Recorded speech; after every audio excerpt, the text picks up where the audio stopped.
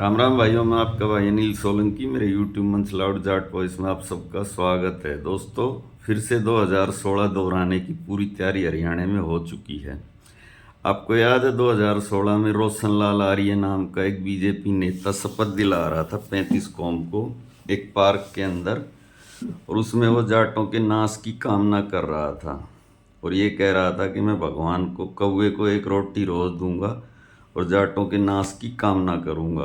ऐसा ही दृश्य कल फिर देखा, आप सब ने देखा। फेसबुक पर खूब वायरल है, यूट्यूब पर, इंस्टाग्राम पर, सब जगह वायरल है। सफीदों के अंदर एक जाति की पंचायत हुई राम कुमार गौतम के समर्थन में, और वहाँ पर जाटों को श्राप दिया गया कि कभी इनका राज नहीं आएगा, इनकी एससी बीसी समाज से कभी नहीं बनती, अभी हमसे भी दुश्मनी मोल ले रहे हैं। तथा इतना जहर उगला गया कल उस पंचायत में, मेरे ख्याल से अजगर में भी इतना जहर नहीं होगा जितना जहर उस पंचायत में उगला गया। तो सारी बातें, जिन लोगों ने वो वीडियो देखा या जिन्होंने नहीं देखा, वो सारी बातें मैं आज आपको बताऊंगा और उसका जवाब भी दूंगा, तसल्ली बख्श, तसल्ली बिठाऊंगा पूरी उस सरपंच साहब की। सबसे पहले, उस पंचायत के अंदर कुछ समझदार आदमी भी थे जो एक बैलेंसिंग बात कर रहे थे, लेकिन वो जो आदमी था जो अपने को सरपंच बता रहा था, पता नहीं वो कौन से गांव का सरपंच है, वो लगातार उनकी बातों को काट रहा था और लगातार जहर उगल रहा था। उसने जितना जहर उगला, उसने गोहाना मिर्चपुर की भी बात करी, इसके अलावा उसने गौतम की बातों को जस्टिफाइड भी किया और सिक्किम शोखंड वगैरह के बारे में भी गलत सलत बातें बोली। तो उससे मैं एक बात पूछना चाहता हूँ कि जो राम कुमार गौतम के बारे में आप लोग बात कह रहे थे कि उसने तो किसी का नाम में नहीं लिया, तो नाम नहीं लिया तो जो बात वो बोल रहा था वो किसको बोल रहा था? खंबे को बोल रहा था, दीवारों को बोल रहा था, या रूख जो होते हैं पेड़ उनको बोल रहा था, या पशु पक्षियों को बोल रहा था? किसी को तो बोल रहा था ना, साले ससुरे कुत्ते और उल्लू के पट्टे, जो भी उसने बोला वो किसको बोला था ये बताना चाहिए था। फिर उन्होंने कहा कि उसने किसी जात को नहीं बोला, उसने कुछ आदमियों को बोला जिनके हाथ से राज चला गया था। तो वो आदमी या तो हुड्डा या चौटाला, और तो कोई हो नहीं सकता। तो अगर हुड्डा और चौटाला को भी बोला था तो साला सुसरा कुत्ता बोलेगा? 80 साल का बुजुर्ग आदमी है, उसके पास पार्लियामेंट्री लैंग्वेज नहीं है, उसकी जुबान टूटी हुई है, और बोलेगा तो जवाब में उसको कोई जवाब नहीं देगा क्या? सामने वाले चून के आटे के बने हुए हैं या लोहे के बने हुए हैं? उनमें दिल दिमाग भावना कुछ भी नहीं है क्या सामने वाले में? या वो पैदा ही गाली सुनने के लिए हुए हैं? सिक्किम शोखंड हो, चाहे कंडेले वाली ताई हो या सुरेश कोत हो, एक बात कही कि नायब सिंह सैनी सैनियों का ही नहीं हमारा भी बेटा है, और उसको अगर कोई बोलेगा तो हम उसके साथ खड़े हैं। तो सरपंच साहब, एक बात आपको मैं बता देता हूँ कि नायब सैनी सबका बेटा है, वो भी एक किसान का बेटा है और हम भी किसान ने हैं, लेकिन इस टाइम वो पूरे 2.5 करोड़ हरियाणवियों का मुख्यमंत्री है, और गलत बात करेगा तो उसकी आलोचना करने का प्रजातांत्रिक राइट है हर नागरिक को हरियाणा की। उसमें वो मेरा बेटा या तेरा बेटा किससे का बेटा नहीं है, वो है वो जनता का नौकर। 1000 गांव पानी में डूबे पड़े हैं, सुरेश कोथ ने उसके लिए आवाज़ उठाई थी। उसमें उसको आप अपना बेटा बना लो या कोई दूसरा बना लो, उससे कुछ फ़र्क नहीं पड़ता। रही एससी बीसी समाज की हमारी दुश्मनी की बात, आपने कंडेला मिर्चपुर और गोहाना कांड की बात करी कि वाल्मीकियों के घर जलाए आपने।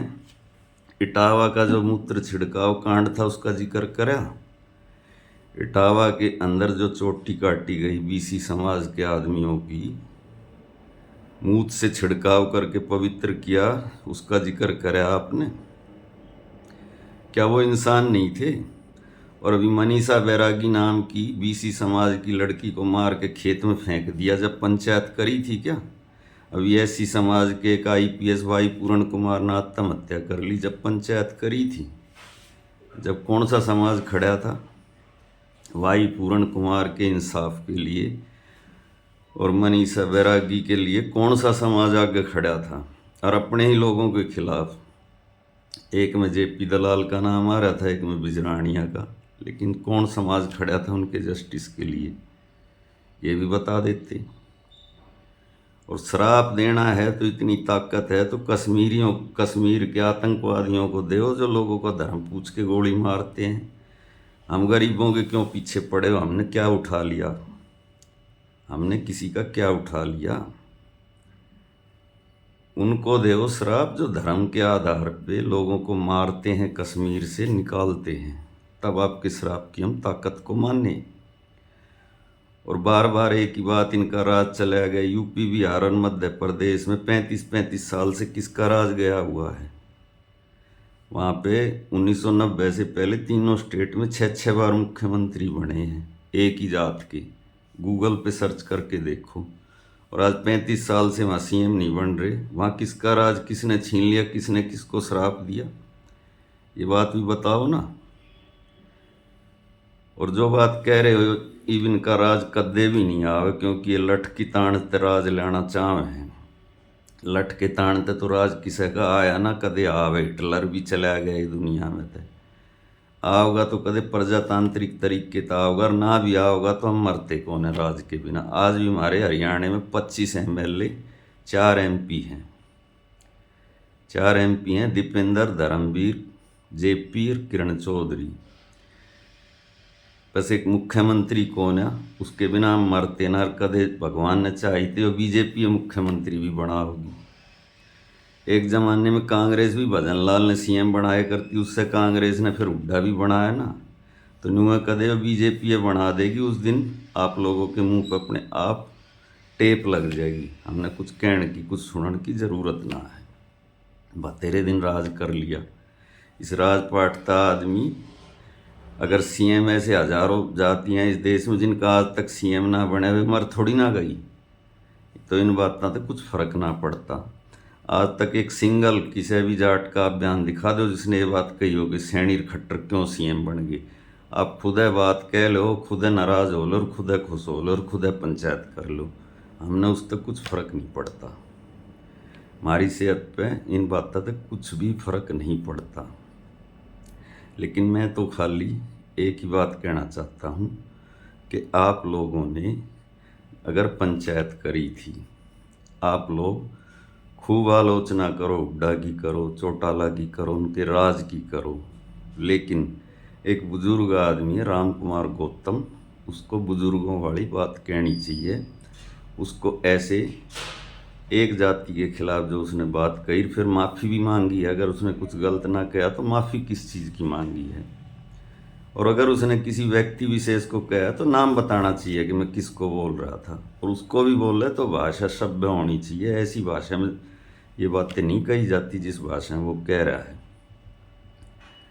तो जो भाई ये बात कल वाली बात सुन के व्यथित हैं, परेशान हैं, या जिनकी भावनाओं को ठेस पहुंची है, उनसे मेरी एक ही रिक्वेस्ट है कि भाई इन बातों से परेशान होने की कोई ज़रूरत नहीं है।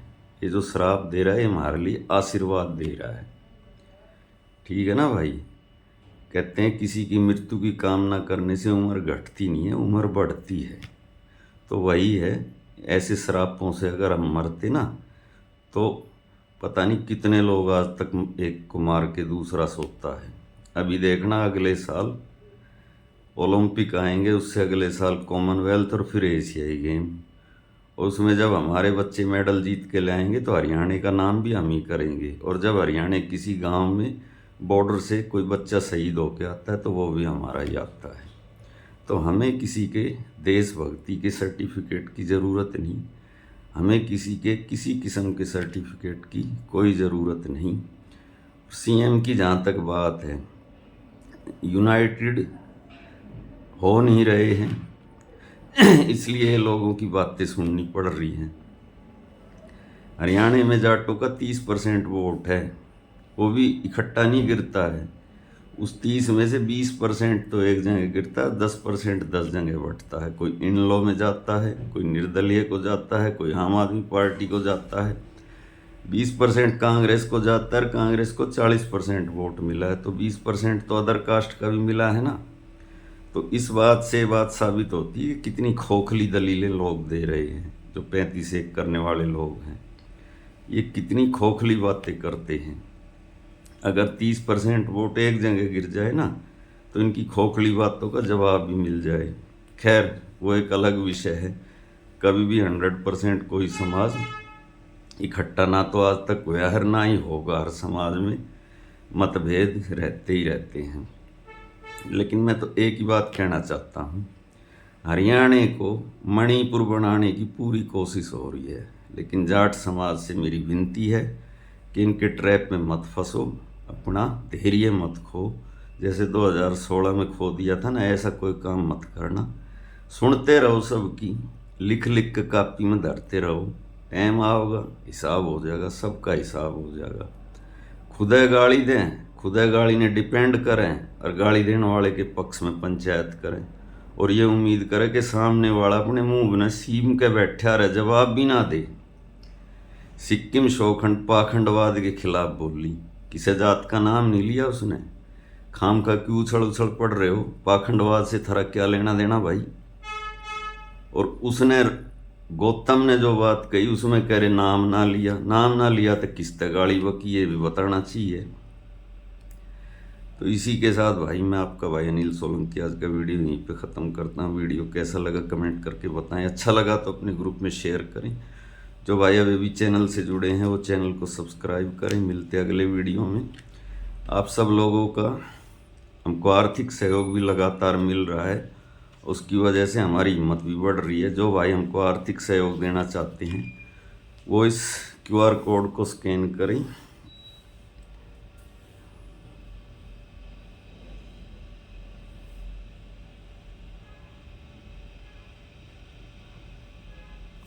और जिसकी जैसी इच्छा हो हमको आर्थिक सहयोग करें।